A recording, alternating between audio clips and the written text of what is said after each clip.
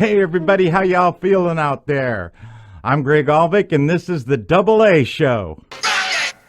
Welcome to the I Digress Show, where Greg takes the scenic route and explores more really cool shit he finds in the Bible, and you get to hang out with us as we fulfill our mission to rescue the Bible from the clutches of the church. Here's Greg Aalvik. I'm going to bring something up to you. This is to promote my book a little bit, The Parable. Rescuing the Bible from the clutches of the church, because the church never tells any of the stories right. They don't look at it right. They need to look at it figuratively, parabolically, like the allegories, and the Bible tells you to read it like that. And I'm going to show you why, because this reminded me of it. So back in Revelation 11, verse 8, this chapter, Revelation, it's talking about the two witnesses. There's two witnesses show up. And they do all these things, and then they get killed by the people, and they lie dead in the street. It says their bodies will lie in the street of the great city, figuratively called Sodom and Egypt, where their Lord was crucified. Give me a minute. I just want to show you something, because the great city, I'm going to say it was Jerusalem. That's not that hard, right? Because the Lord was crucified, not inside, but he was crucified on Calvary, right just outside of the gates of Jerusalem, right? So no one's going to think of a different city where the Lord was crucified. It's Jerusalem. But it says the city is figuratively called Sodom. Figuratively, it's called Egypt. This is what this verse declares. This verse is in the Bible. It's in your Bible. And this verse is telling you that you need to see some of these stories, like the one of Sodom and the one of Egypt, figuratively. What's the figurative story of Sodom? What's the figurative story of Egypt? And the thing that's actually missing, that a lot of people like to miss, because they're trying to do something else with it. They're trying to make the Bible say something else. Shouldn't do that. You should let the Bible say what it's trying to say and not try to make it say something else, okay, to fit your literal interpretation of words that weren't meant to be taken literally. They're meant to be taken figuratively, allegorically. I'm telling you that the Bible is telling you there's a different way to interpret the Bible and study it. And it is declaring right here, you better go back and read some stories and look at it a little bit differently. And if you can't see it, you better do some praying and some asking and some seeking and some knocking and see what's up. God will show it to you. Because figuratively, how are they similar? Let me give you a couple of hints. Jerusalem, two witnesses.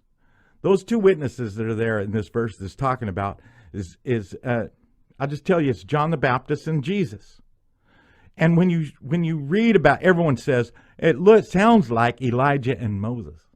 That's what it sounds like. Elijah and Moses is going to get resurrected, or they're going to get reincarnated, or they're going to get something like that, and they're going to show up right during this time, and everyone's seeing this like sometime in our future. They're going to do this, but this is looking at Jesus' time. This is looking at John the Baptist and Jesus are the two witnesses. All right? I'm just telling you, it's easy as pie. Kindergartners can figure this out if they aren't screwed up first by somebody steering their perception all weird. But it's not a literal interpretation. So even though these definitely qualify as being special witnesses, right? John the Baptist and Jesus, very special.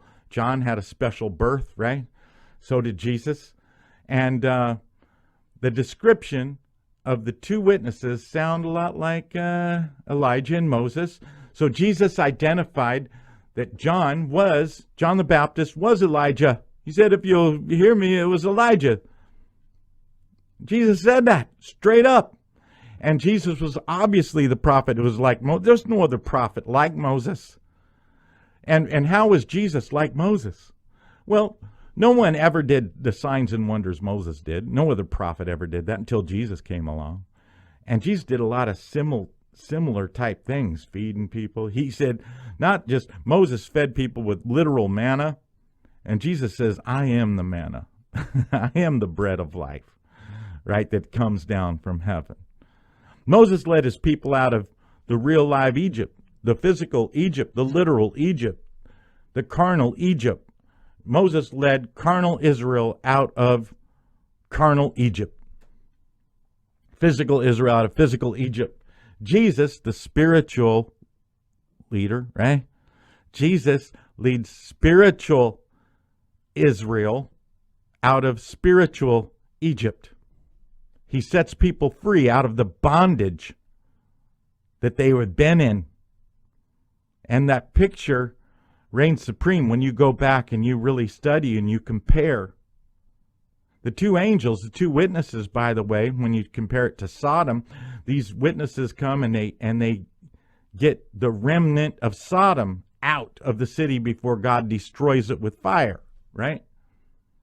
Literal fire. John the Baptist warned them God's going to destroy Jerusalem with fire. There's going to be an unquenchable fire.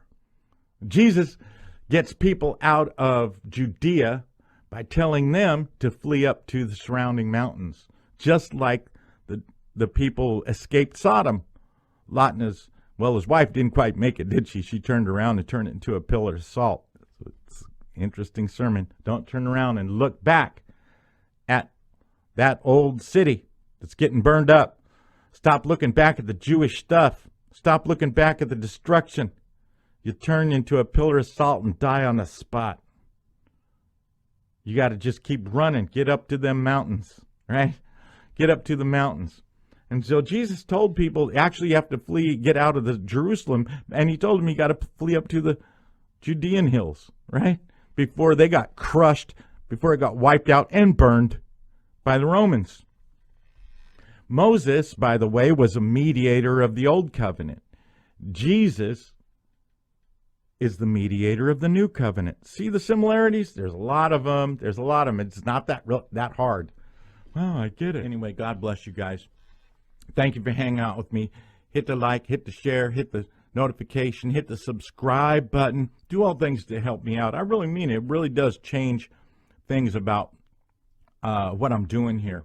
Anyway, I love y'all. And peace, and let's lock it up right now, all right? Bye.